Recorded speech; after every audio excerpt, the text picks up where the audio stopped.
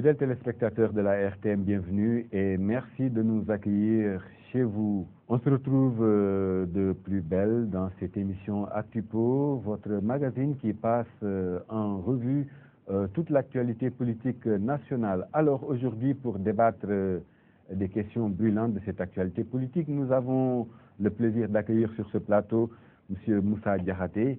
Il est cadre à la convergence Bokk Gis Gis, porte-parole du parti, responsable Bokk Gis Gis à Dakar Plateau. Monsieur Diakhaté, bonjour. Bonjour, monsieur Sall. Merci de nous faire l'insigne honneur d'être notre invité. C'est toujours un plaisir de répondre à votre invitation et de satisfaire le besoin de débattre avec des confrères ou des co-débatteurs sur des questions politiques de ce pays.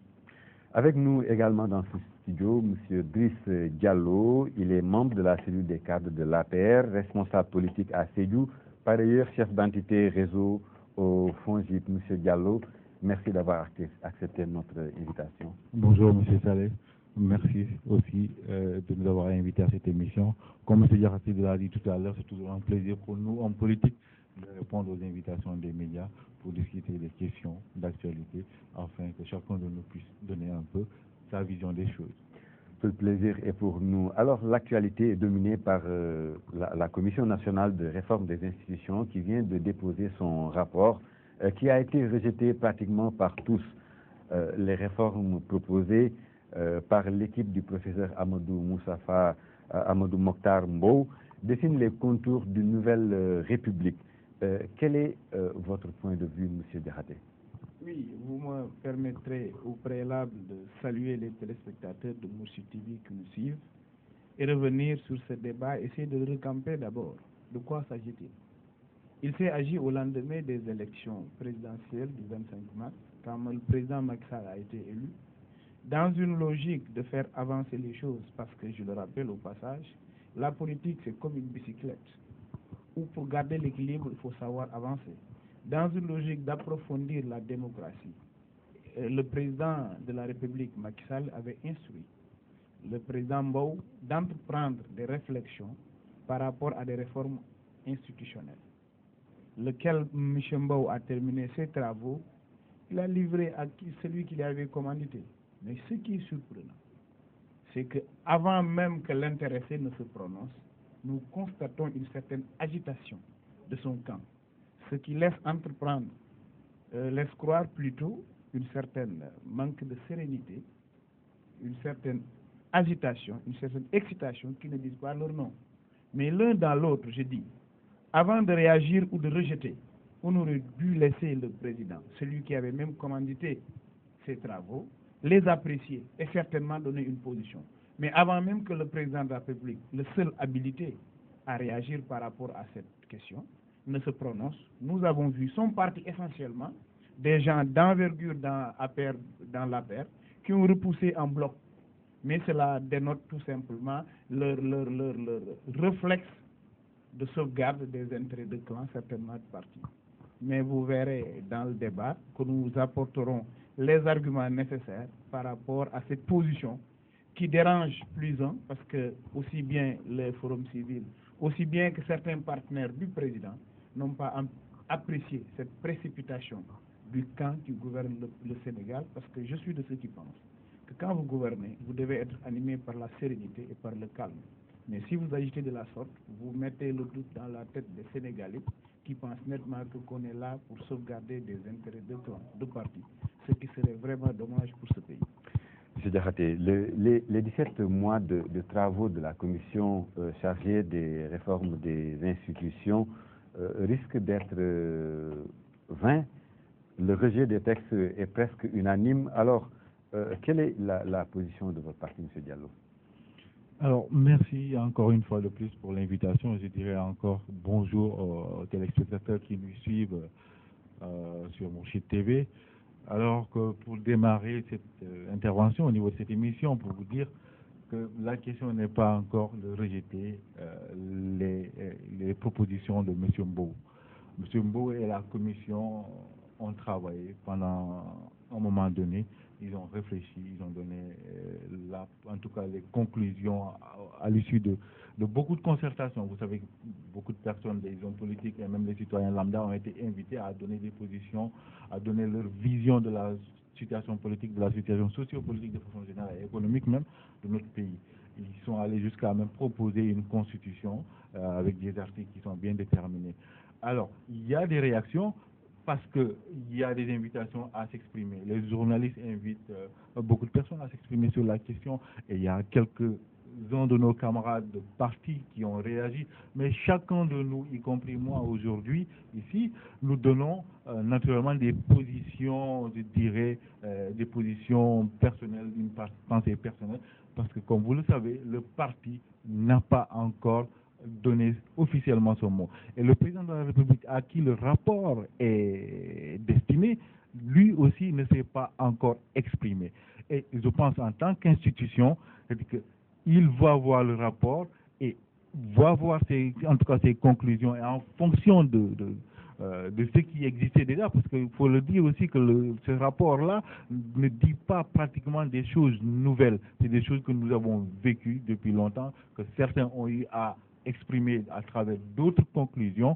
Donc, les réactions qui ont été vues, ça et là, au niveau de notre parti, l'APR, je ne dirais pas que ça dénote d'une agitation, comme le dirait M. Diakhaté tout à l'heure, ou bien d'un manque de sérénité. Non, c'est pas ça. C'est une question. Des gens ont été saisis par les journalistes. Alors, ils ont répondu, ils ont dit ce qu'ils pensaient. C'est comme M. Diakhaté a dit tout de suite ce qu'il pensait de ces réformes-là. Justement, M. Diallo, les changements ébauchés dans ce rapport ouvrent l'ère d'une nouvelle gestion saine et transparente, garantissant en tout cas les mêmes droits à tous les citoyens.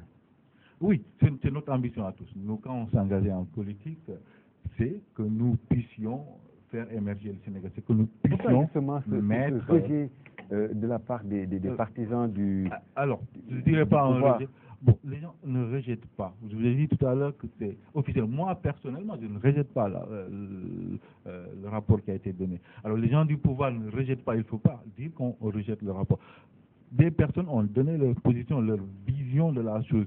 Comme le rapport lui-même est une vision de personnes ou de personnalités qui ont été saisies pendant ça. Alors, nous sommes sérieux et nous, on pense que le rapport apporte des choses, en tout cas, fortifie notre conviction de vouloir faire changer les choses, nous propose des solutions, bien que les solutions existaient, mais étaient déjà là, ça et là, les gens en parlaient, mais le rapport en soi est une bonne chose parce que les personnes ont travaillé, ils ont réfléchi, ils ont donné une vision. Maintenant, il faut exploiter. Le rapport n'est pas un livre saint, c'est pas la Bible, c'est pas le Coran, donc ça doit être discuté et y prendre le meilleur pour que le Sénégal puisse avancer.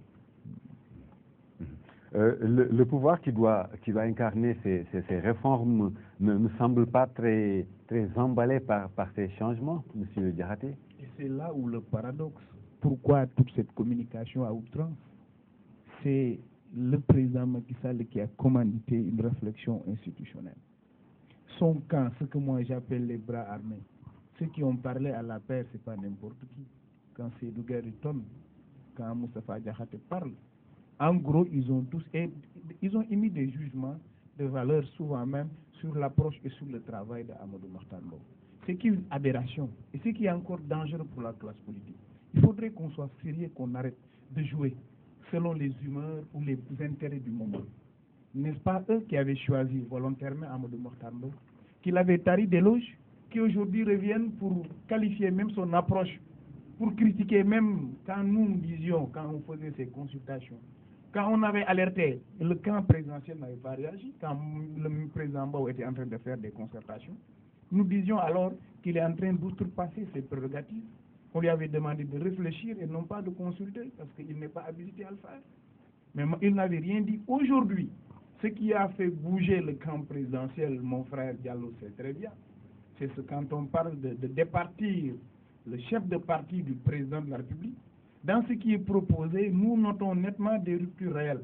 Et je suis de ceux qui pensent très sincèrement que le président Macky Sall ne doit pas faire moins que le président Wade pour l'intérêt de ce peuple sénégalais, pour l'intérêt de la démocratie sénégalaise. Dans ce que nous entendons à travers la presse, sur ce qui est proposé, à mon humble avis, pour moi, ces réformes sont arrivées à temps.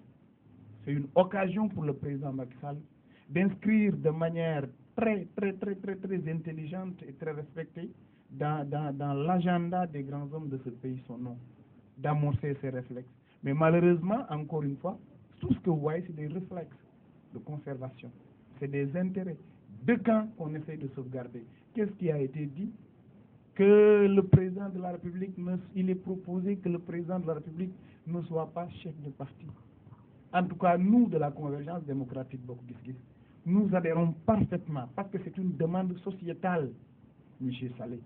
Ce pays a besoin de plus de sérénité, de plus d'équité. De Senghor à nos jours, tous ceux qui ont eu à gérer ce pays ont à un moment donné eu un penchant pour leur camp ou leur clan. Alors nous pensons que dans une démocratie qui se respecte et qui avance, il est grand temps que le Sénégal puisse arriver à ce point. C'est une discussion qui est lancée, mais nous pensons très humblement qu'il faut aller plus loin.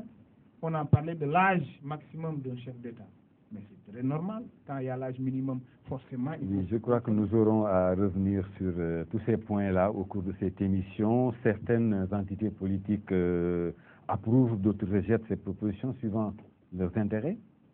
Ouais, ce qui est dommage d'ailleurs, parce que je crois que l'intérêt devait être que le Sénégal. Il faudrait qu'on arrête dans ce pays à légiférer ou à choisir selon le camp où l'on se situe. Il faut que le Sénégal soit devant. Et il est grand temps. Je pense que le président Macky Sall aurait été ce président-là, des grands consensus, pour que résolument qu'on se tourne à construire ce pays, qu'on arrête de faire de la politique politicienne. Ça fait plus de 60 ans qu'on s'est inscrit dans cette logique-là.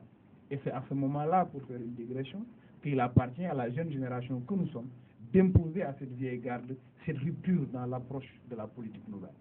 Il y a aussi d'autres acteurs qui évoquent leur mise à l'écart dans le processus. Le président Sall doit se retrouver devant une situation en tout cas inconfortable. Vous ne pensez pas, M. Diallo? Oui, non, parce que vous savez que la commission, quand elle a été mise en place, on a mis le président Makhtar Mboye par expérience.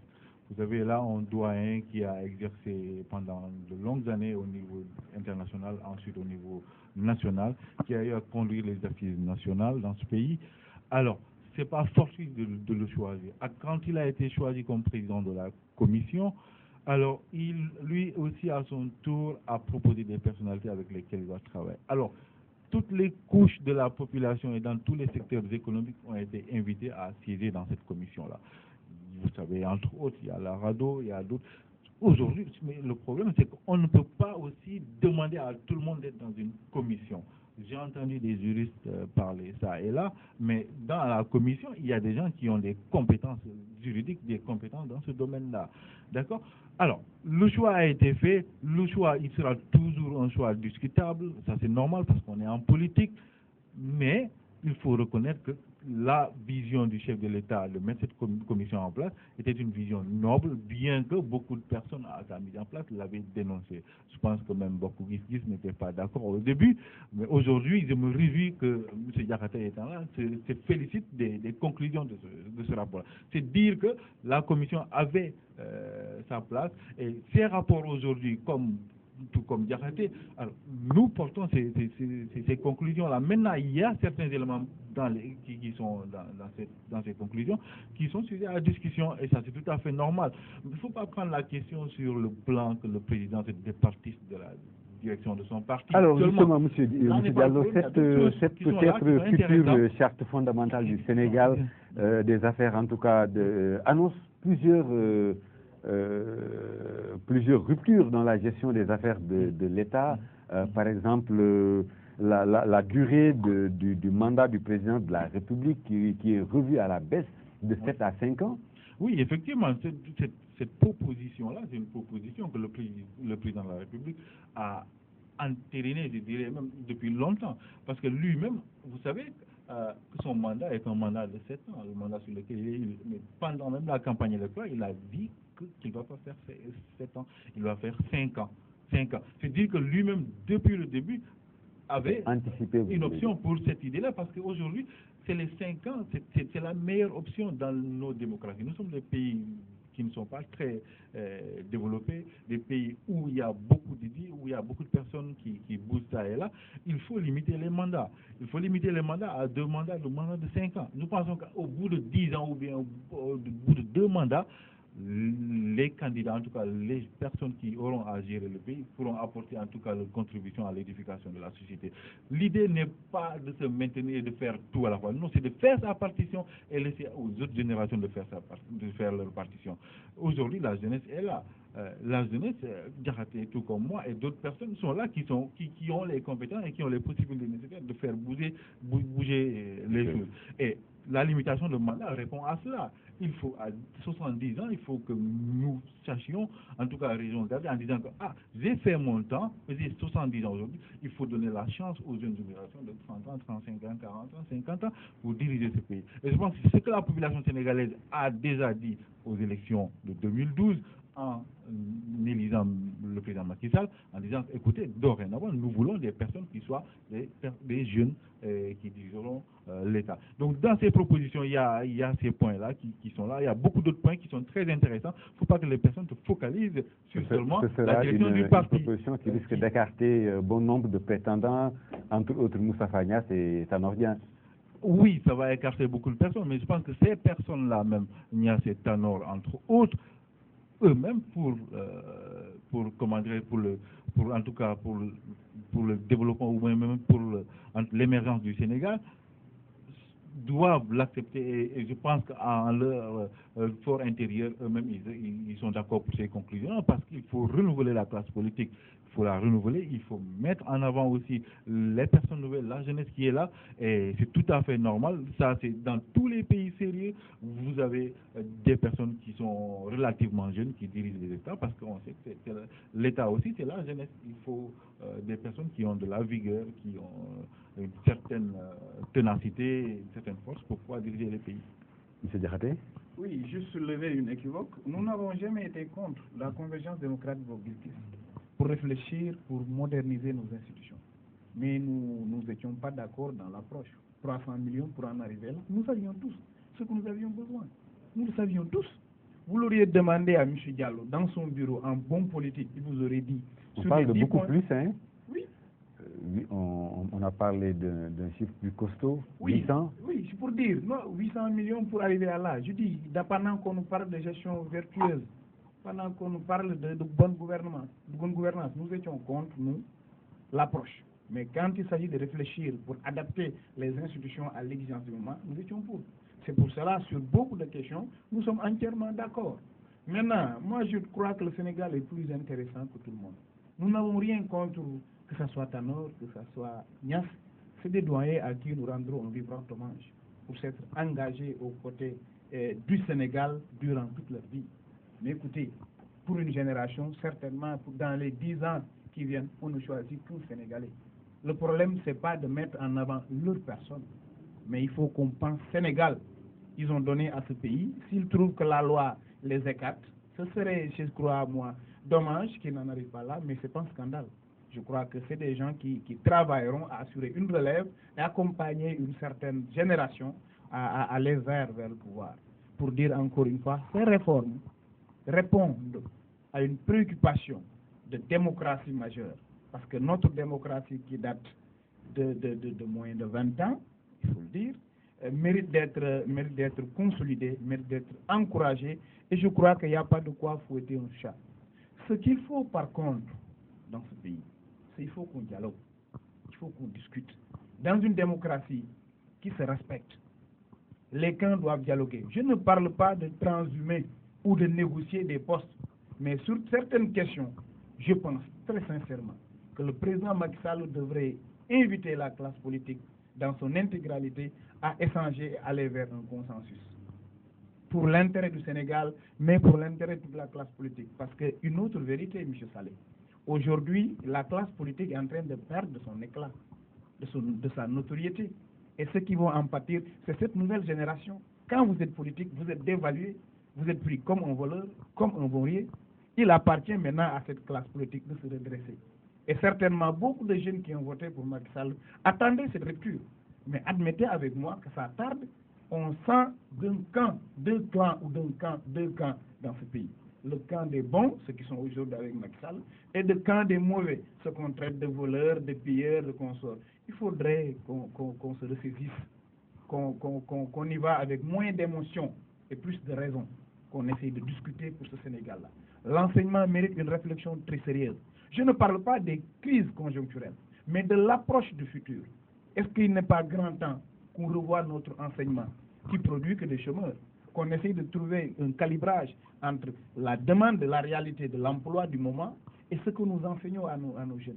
Est-ce qu'il n'est pas grand temps que, comme cela se fait avec chez les Juifs, c'est un peuple en termes de minorité, mais très, très imbu de leur tradition. N'est-il pas grand temps que nos langues nationales prennent plus de valeur, que nos religions respectives prennent plus de place, pour que le nouveau Sénégalais puisse être compétitif dans cette phase de mondialisation? C'est autant de choses. N'est-il pas grand temps qu'on limite tous les mandats, pas seulement celui du président ou du député, même celui du maire? Il faut qu'on arrête de faire des carriéristes en politique. Après 10 ans, je crois qu'on doit aller faire autre chose. Autant que le président de la République fait 10 ans, faisons-le pour le maire, faisons-le pour le député, pour au moins assurer une respiration démocratique et permettre à plus de Sénégalais à participer à la vie politique et publique de son pays. En tout cas, nous, de la Convergence démocratique Bogizi, pour assurer cette rupture-là, dans notre parti, le président Pape Diop n'a que 2 mandats. Après ces 2 mandats, il ne peut plus être président du parti. Et nous sommes tous tombés d'accord qu'une fois président, il ne sera plus chef de parti. Il faudrait, ça c'est une nouvelle demande sociétale. Ok, la classe politique est en train de perdre de sa superbe. Alors, vous avez parlé de lever les équivoques. Est-ce que l'article 57 justement de ce projet qui dispose que le président de la République élu au suffrage universel direct et au scrutin majoritaire à 2 tours pour un mandat de 5 ans renouvelable n'est pas en train d'être réglé par cet article 57? Oui, plus ou moins. Mais il faudrait aussi que cela soit accompagné. C'est bien de nommer un président pour 2 mandats, c'est bien. C'est bien de demander à un président de démissionner de son parti, mais il y a un travail préalable. Il faut plus de démocratie dans les partis. Parce que s'il est vrai que c'est le président qui cherche les fonds, s'il est vrai que c'est le président qui se met au charbon, qui cherche, qui amène, il y aura moins de démocratie qu'on le pense. C'est dans ces raisons que moi je pense qu'il faut qu'on réfléchisse sur le financement des partis pour permettre d'asseoir une ambiance plus démocratique dans les partis pour préparer le départ du chef de parti une fois qu'il est élu président de la République. Merci beaucoup, M. Diakhaté. Il y a aussi dans le rapport le bulletin de santé exigé aux candidats, mais aussi la limitation de l'âge des candidats. On en a parlé de 70, plutôt à 70 ans. Et il y a aussi dans le rapport l'IGE qui doit quitter le palais et être indépendant. Oui. Changer d'appellation également, de déclinaison. Oui, c'est changer d'appellation pour l'IGE. Moi, je pense que, comme le disait tantôt, il y a quelques années, le président Obama, l'Afrique n'a pas besoin d'hommes forts, mais plutôt d'institutions fortes. Mais plus que cela, nous dirons que nous n'avons pas besoin de termes d'identification ou bien de nom de telle ou telle institution. Le problème, c'est que l'institution puisse faire son travail. Alors là où elle sera logée, que ce soit dans un ministère ou dans un palais ou encore dans un autre bâtiment, le problème n'est pas là, mais que cette institution-là puisse travailler convenablement, puisse valoir en tout cas tous ses droits, en tout cas toutes ses prérogatives, qu'elle puisse les exercer sans qu'il y ait aucune interférence, sans qu'il y ait aucune agitation, ça et là. Donc nous sommes d'accord que l'IGE puisse continuer son travail, alors que ça change de nom. Personnellement, je ne pense pas qu'il soit assez important, mais que l'IGE soit renforcé, que l'IGE ait beaucoup plus d'indépendance, beaucoup plus d'assiettes à contrôler. Ça, c'est tout à fait normal. Maintenant, par rapport à la limitation de mandat, on a dit tout à l'heure, nous sommes tous d'accord. Il faut que les mandats soient limités. Je suis d'accord quand M. Diakhaté dit que même les autres mandats, il faut savoir les limiter. C'est tout à fait normal. Alors, il faut que la classe politique puisse se renouveler. Il faut que la classe politique puisse retrouver cette confiance-là, cette confiance perdue des populations aujourd'hui. On en a besoin. En train de vivre là ont leur raison vraiment d'exister. Non, je vous ai dit que peut-être que des personnes peuvent être contre tel ou tel article qui a été dit dans le rapport de Mbow, mais là n'est pas le problème. Le problème, c'est que où on veut mener le Sénégal. est-ce qu'on veut mener le Sénégal démocratique ou on veut rester le Sénégal des années d'indépendance? Aujourd'hui, il y a des propositions qui sont là, des propositions qui ne sont pas nouvelles, vous l'avez dit tantôt. Les assises nationales ont fait à peu près les mêmes propositions, et même d'autres personnalités dans d'autres cadres différents ont fait des réflexions qui ont des propositions. Aujourd'hui, la question n'est pas là. La question est que parmi toutes les propositions qui sont données, il faut que nous retrouvions, que nous prenions ce que nous pensons être bon pour le Sénégal, ce qui peut amener le Sénégal vers une plus grande démocratie et que nous puissions les utiliser. C'est ça la question aujourd'hui. Alors, ça passe par un dialogue. Et le dialogue, je pense que le président Macky Sall a entamé le dialogue. Vous savez, même M. Diakhaté sait que Pape Diop a été reçu au palais. Tout ça, ça parle dans le dialogue. Il y a aussi les gens du PDS qui ont été reçus. Vous savez, ça et là, le président, en tout cas, initie des espaces de dialogue pour, en tout cas, pacifier davantage l'espace politique. C'est ce qui explique que nous soyons toujours encore dans le cadre de Benno Bokk Yakaar, mais tout ça, ça explique le dialogue. Donc c'est important de comprendre que le président aujourd'hui est engagé pour que le Sénégal puisse émerger sur tous les plans, pas seulement sur le plan économique, mais sur le plan démocratique, sur le plan sociétal, et que ces conclusions de la CNRI seront des conclusions qui seront utilisées à bon escient par le chef de l'État. Nous en sommes sûrs. Oui, juste pour rectifier, quand le président Macky Sall recevait le président Pape Diop, c'est pour lui annoncer sa volonté de dissoudre le Sénat. C'est pas dialoguer ça. L'adhésion était déjà prise.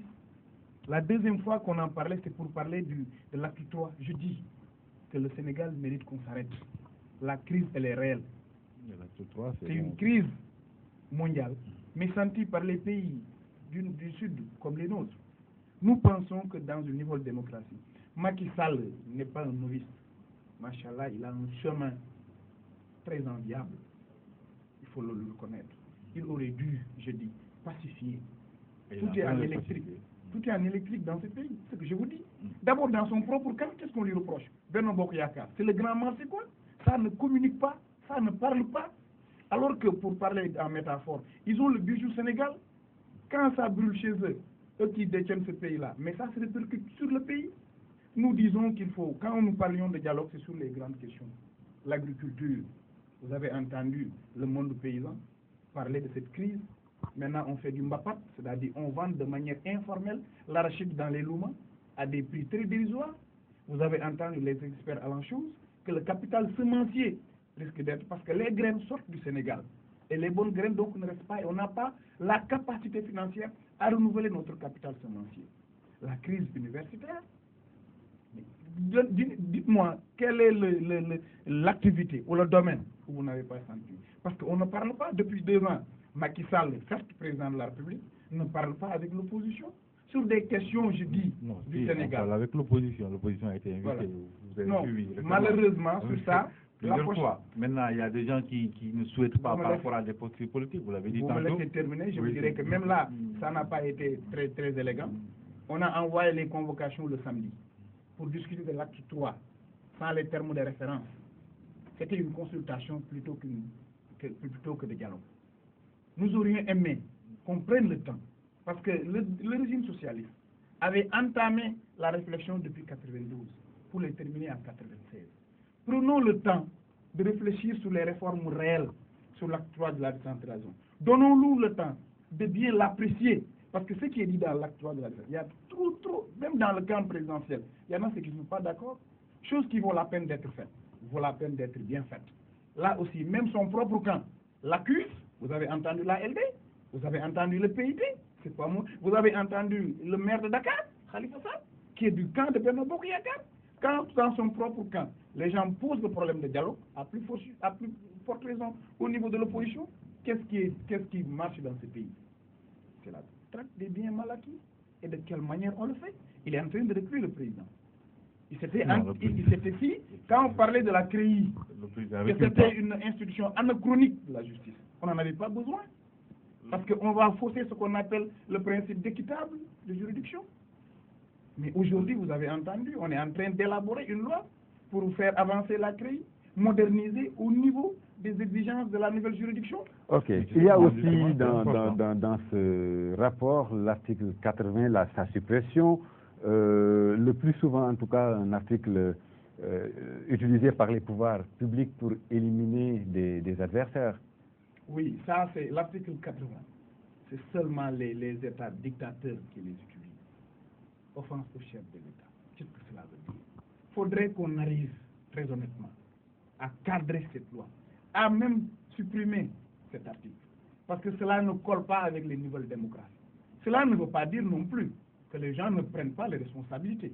Moi, je suis foncièrement contre ce qui attaque l'institution du président. Au-delà de ça même, notre éducation nous interdit de dire des propos malveillants sur un aîné ou sur une personnalité.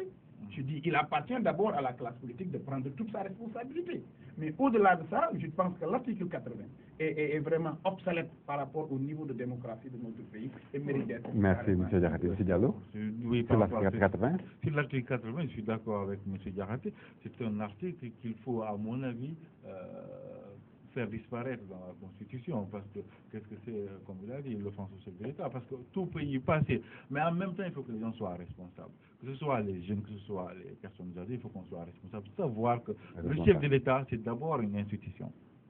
Le Premier ministre, c'est aussi une institution. Alors tout le monde, même les personnes lambda dans la rue, ce sont des personnes qu'il faut respecter. Donc il faut savoir tenir certains propos, surtout quand on est dans la place publique. Maintenant, donc, pour ce qui est de la réduction des ministres, du nombre de ministres à 25 au maximum. Des négociations ont été entamées, vous avez vu les journées de l'éducation, on a parlé du capital semencier, mais d'accord, vous savez, les paysans, vous savez, pendant longtemps, les paysans ont cultivé et ont vendu leur arachide, je ne dirais pas à perte, mais vraiment à des prix vraiment dérisoires.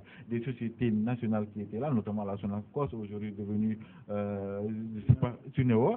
Alors, les gens ont vendu vraiment, ont traité les paysans vraiment de façon très, très, en tout cas, une façon qui n'est pas la bonne. Donc aujourd'hui, que ces paysans-là aient d'autres opportunités à vendre leur arachide, nous pensons que c'est tout à fait normal parce que nous sommes dans une démocratie, on est dans un pays actuellement dirigé par des libéraux. Donc nous optons pour le libéralisme. Il faut que les gens puissent vendre leur arachide à un prix qui soit beaucoup plus intéressant. Maintenant, le capital semencier, l'État, et quand on dirige, c'est gérer. Gérer, c'est prévoir. Donc l'État est en mesure de prévoir comment faire pour que le capital semencier soit préservé et que les gens puissent. Maintenant, M. Diallo, pour ce qui est de la réduction du nombre de ministres à 25 maximum. Alors, pour le nombre de ministres, sincèrement, sur cette question, je ne pense pas que le problème soit sur le nombre de ministres. La paix sociale et l'unité nationale, les familles religieuses doivent être, en tout cas, traitées de la même manière. Oui, d'accord, oui, nous sommes tous d'accord. Nous sommes dans un pays laïque. On a dit que le Sénégal est un pays laïque. Alors, toutes les familles religieuses doivent être au même niveau et à la même situation. Donc, les considérations que les politiques donnent aux familles religieuses doivent être égales. Maintenant, vous savez, chacun de nous est adepte d'une famille religieuse, chacun de nous a une conviction pour une famille religieuse. Donc, les appréciations peuvent être différentes, mais quand on est au niveau étatique, il faut que l'État, en menant ses activités, puisse quand même, un temps soit peu, donner des choses qui soient beaucoup plus, comment dirais-je, égalitaires au niveau des familles religieuses. Maintenant, nous sommes d'accord que même dans les familles religieuses, il y a des familles qui sont, en fonction du nombre de personnes, beaucoup plus importantes que les autres familles religieuses. Et ça aussi, en démocratie, on le tient compte. On tient compte de la majorité, on tient compte de la minorité. Donc, je ne pense pas que cet article-là, que nous ayons besoin de l'inscrire dans la Constitution de notre pays. C'est des choses qu'on peut régler à travers des lois. Ok, nous avons parlé tantôt de discuter du cumul de mandats au préalable. Cette question, M. Diakhaté, refusez à un député la possibilité d'exercer en même temps un mandat de maire et relève selon certains d'un manque de considération de la part des électeurs. Oui, écoutez, il faudrait qu'on y va avec beaucoup d'attention. Moi, je crois que pour les mandats électifs, c'est très compréhensible qu'un maire puisse être député. C'est ce qu'on n'est pas, là où je pense qu'un ministre maire, je crois qu'il n'est pas compatible. Et même sur cette question, la loi a été retirée à l'Assemblée parce que le camp d'en face n'est pas encore préparé, ou dit pas du tout, n'est pas encore prêt à y aller. Mais nous pensons très honnêtement, qu'un député peut bien être un maire. Mais un directeur général être maire, Un directeur, pour les postes nominatifs, je crois qu'il faudrait que les cumulards, qu'on essaye de les éviter. Mais un député peut bien être maire pour être proche des populations. Ça, cela se comprend. Mais le camp d'enfance n'est pas encore prêt, parce que vous avez vu, le Conseil économique social est truffé de cumulards. C'est des gens qui ont été nommés par le chef de l'État pour dire que le camp n'est pas encore prêt pour qu'on aille vers ça. Mais je suis sur l'esprit, il faudrait, pour permettre à plus de Sénégalais de participer à la vie publique, que les gens ne cumulent, parce que trop de mandats sur une seule personne, ce que cela donne très souvent, c'est l'inefficacité dans le travail. Mais l'un dans l'autre, je crois que le maire peut bien être député. Le monocaméralisme proposé dans le rapport, en d'autres termes, le maintien de la première chambre, qui est l'Assemblée nationale, et la dissolution de la seconde, qui est le Sénat. En tout cas, notre position est pour le retour du Sénat. Mais un Sénat encadré. Un Sénat qui sera composé des représentants des élus locaux. Un Sénat où le président n'élit pas tous les membres. Mais je pense nettement que notre démocratie a besoin de ce Sénat. Je le pense très honnêtement que le Sénat doit revenir, doit partir. Je suis foncièrement contre le monocaméralisme. Merci, M. Diallo. Oui, je dirais, M. Diakhaté, c'est beaucoup difficile à longtemps. En tout cas, Pape Diop a longtemps dirigé le Sénat. Et c'est tout à fait normal qu'il y ait cette position-là. Mais Macky Sall est dans la même position. Effectivement, je suis d'accord. Moi-même, personnellement, je suis d'accord qu'il faut que le Sénat revienne. Pour ou contre la suppression du Sénat? Non, je suis contre la suppression. J'étais déjà contre la suppression que le président avait faite sur le Sénat il y a au début du mandat. Donc, il faut que le Sénat revienne, mais que le Sénat revienne avec des prérogatives, avec des recadrements, comme l'a dit tantôt mon cher. Le Sénat, dans tous les pays qui sont des pays démocratiques, vous savez que le Sénat est une chambre haute. Et il faut que le Sénat, en venant chez nous ici, qu'il soit vraiment une chambre haute, une chambre qui ne soit pas une chambre à dire oui ou non, et que les gens ne soient pas aussi nommés. Des institutions. Oui, je ne suis pas d'accord sur la nomination des membres du Sénat. Je pense que c'est une instance politique, et donc c'est une instance politique où les personnes qui veulent accéder à cette instance doivent concourir à travers les voies, soit universelles ou directes ou non indirectes. Mais que ce ne soit pas vraiment un Sénat qui soit nommé. Maintenant, par rapport au cumul des mandats, moi, je ne suis pas comme M. Diakhaté qui dit qu'on peut être maire ou député. Je suis contre le fait de cumuler des mandats. Alors, le maire, s'il est maire, il peut être candidat, à mon avis, pour être député, mais une fois député, il faudra qu'il choisisse. On ne peut pas rester dans ce pays à accumuler des mandats, alors que d'autres personnes qui ont les mêmes compétences, qui ont la capacité et la volonté, sont là et qui ne peuvent pas accéder à ces instances-là parce qu'une personne a accumulé un poste de directeur ou un poste de député ou un poste de ministre. Il faut qu'on soit choisi et qu'on donne la chance à tout le monde de pouvoir exercer, de pouvoir donner son avis sur la marche du pays en évitant le cumul des mandats. M. Diakhaté? Oui, juste pour partager le même point de vue que lui, seulement pour apporter que dans tous les Sénats aussi du monde, il y a un nombre qui est nommé par le président de la République. Donc nous ne sommes pas contre qu'un nombre soit nommé comme par le président, mais que la majeure partie vienne des collectivités locales et qu'on donne plus d'attributs à la Chambre haute par rapport à cela. Maintenant, sur les cumuls, c'est son point de vue. Je pense que le Sénégal gagnerait beaucoup à maintenir le Sénat parce que dans cette chambre, les membres jouent un rôle moins conflictuel et plus responsable par rapport aux représentants du peuple à l'hémicycle, oui, qui défendent, disons, les intérêts du parti. Oui, plus ou moins. Mais là aussi, la remarque, le combat que nous porterions aussi, c'est celui de l'âge pour le Sénat. Parce qu'on a constaté dans ce pays que les gens font tout pour essayer de barrer la route à la jeunesse. Savez-vous que quand vous compétissez avec un adulte dans le scrutin à la mairie, si vous êtes à égal point, il arrive un moment où c'est l'âge qui détermine et le plus jeune cède sa place. Nous sommes dans une logique de discrimination positive pour la jeunesse. Parce que nous faisons plus de 75% de la jeunesse. Macky Sall a été élu par la jeunesse. Le président Wade a été élu par la jeunesse. Les victimes de ces combats politiques, c'est toujours les jeunes. Mais mon Dieu, on constate qu'on n'est qu'à...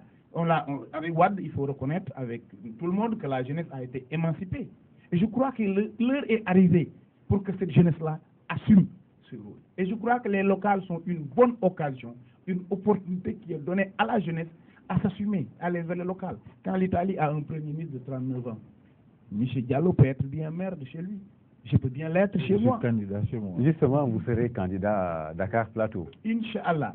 En tout cas, la déclaration a été faite par un bon nombre de la section pour me porter candidat, pour assumer une rupture. On veut un maire qui ressemble à ces populations. Quelles seront les grandes lignes de votre programme pour que les choses changent, surtout pour les jeunes? Surtout, c'est très simple. Qu'on ait un conseil municipal composé de gens responsables, non pas de partisans.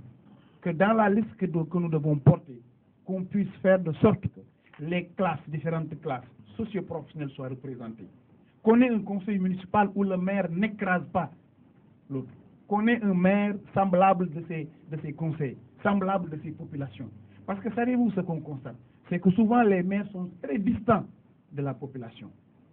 Nous voulons un jeune et plus habilité à être plus proche des populations parce que vit parmi elles et que le conseil municipal puisse légiférer ou bien travailler dans une logique de prendre en charge les préoccupations. Nous, on est dans ce qu'on appelle le budget consensuel. Le budget sera voté quartier par quartier. C'est fini le temps où on se met dans un bureau, penser pour une population. On voudrait que les propositions viennent des populations. Nous sommes dans l'approche de la demande, pas de l'offre politique, de la demande. Merci, M. Diakhaté. M. Diallo, ça va être difficile. Vous voulez la mairie de Marsassoum? Par quartier par quartier. Alors, nous, en ce qui concerne Marsassoum dans la région de Sédhiou, c'est une commune. Nous sommes aussi candidats dans cette mairie. Parce que, comme vous le savez, la commune de Marsassoum est une commune qui a de l'histoire. Dans tout le Sénégal, les gens savent qu'elle est Marsassoum.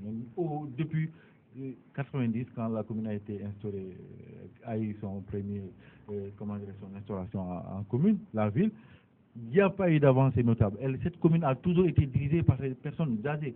Aujourd'hui, il est temps que la jeunesse prenne le relais. Et c'est ce que les gens ont décidé tout récemment en nous portant à la tête de cette jeunesse-là, en nous disant, écoutez, venez, engagez-vous, prenez cette mairie parce qu'on a besoin de vous, parce que par rapport à tout ce que vous avez eu à faire, parce qu'il faut dire que nous intervenons au niveau associatif depuis longtemps pour faire changer les choses, sans aucune coloration politique, tout le monde est invité. Alors aujourd'hui, il est temps que la jeunesse prenne les devants, que les gens puissent donner aux jeunes la possibilité de s'exprimer, parce que les jeunes ont en leur sein vraiment des valeurs et ils ont des capacités à pouvoir diriger ces mairies. Et le programme, tantôt, notre programme à Marsassoum, tout le monde sait, on l'a dit récemment dans tous les médias, les gens, c'est d'abord se battre pour construire un pont chez nous. Le président Macky Sall, nous l'avons saisi et il est en tout cas en bonne voie de construire ce pont-là. Et nous allons maintenir la pression qu'il faut au niveau local. Bon, en tant que Marsassoum, je mets la pression sur mon parti APR aujourd'hui pour que le président décide de la construction de ce pont-là. Et c'est en bonne voie. Il y a aussi la mise en place de l'électrification dans toute la commune et développer tout le littoral. Vous savez que c'est une commune qui est sur le fleuve Sungurungu, alors qui a un grand espace à développer. Il y a tout ça. Et aujourd'hui, le maire qui est là est un maire qui appartient à l'ancienne génération. Il est temps qu'il cède la place, soit par A ou par B, mais nous irons à cette élection-là. On vous souhaite une bonne chance donc, dans cette conquête de la commune de Marsassoum. Merci bien, merci bien. Quel est votre dernier mot? Mon dernier mot, c'est que ces conclusions-là puissent être, ces conclusions de la CNRD puissent être vues par le chef de l'État, que tout le monde attend que le président donne son appréciation avant de pouvoir sauter ça et là. Et notre conviction, c'est qu'il y a de bonnes choses à exploiter pour être des pays démocratiques. Et que par rapport au local, nous, on a dit récemment que nous sommes d'accord pour le report des élections locales pour plusieurs raisons, notamment la pluie, le ramadan, parce que le 29 juin cette année c'est le ramadan, c'est la Coupe du Monde, les gens vont jeûner, la pluie dans les régions les plus reculées, nous ne sommes pas de Dakar, nous venons à Matam, si vous allez en période pluvieuse, vous avez du mal à vous déplacer. À Sédhiou, pareillement. Il y a toutes ces raisons. Et il y a surtout la modification de la loi électorale qui est en cours. Personne ne sait, même Diakhaté et moi, si on va partir sur une liste unique ou sur une liste majorité ou proportionnelle jusqu'aujourd'hui. Ça est en faute. Donc pour toutes ces raisons, nous pensons qu'il est temps de reporter encore une fois, pour que tout le monde se prépare sur l'acte 3, sur les lois électorales et pour que tout le monde puisse participer aux élections sans plus. Merci d'être passé, M. Diallo. M. Diakhaté, le dernier mot, c'est dire ne pas caler le calendrier républicain sur l'acte 3. Donnons-nous le temps de réfléchir et faisons les élections, respectons le calendrier républicain. L'autre mot, c'est faire une invitation à la jeunesse politique, à la jeunesse de ce pays, à s'engager, que les 75% que nous constituons puissent être traduits en force et que c'est local qu'on s'engage, quel que soit le parti, quel que soit le bord, que la jeunesse s'engage et assume les responsabilités au niveau de la localité. Et je lance un appel à la population de Dakar Plateau, non seulement sa jeunesse, quel que soit le bord où l'on se situe, engagez-vous, parce que l'avenir de ce pays, l'avenir de nos communes est entre nos mains. C'est ce que j'avais à dire et je vous remercie pour cette invitation. Merci infiniment d'être passé. Merci mon cher. Vous étiez dans Actupo, c'est l'émission hautement politique, ça se passe sur la RTM, Radio-Télévision Mourchid TV. Fidèles téléspectateurs, encore une fois, grand merci de nous avoir reçus chez vous. Merci aussi à toute l'équipe qui gravite autour de Actupo, qui en était à son 18e numéro. Portez-vous bien. Je rappelle que nous recevions M. Moussa Diakhaté, il est cadre à la Convergence Bokk-Gis-Kis, porte-parole du parti et responsable Bokk-Gis-Kis à Dakar Plateau. Driss Diallo, membre de la cellule des cadres de la paix, responsable politique à Sédhiou, Marsassoum. Par ailleurs, chef d'entité, réseau au FONGIP. Encore grand merci. Merci encore à vous et très bonne suite des programmes sur la RTM. Au revoir.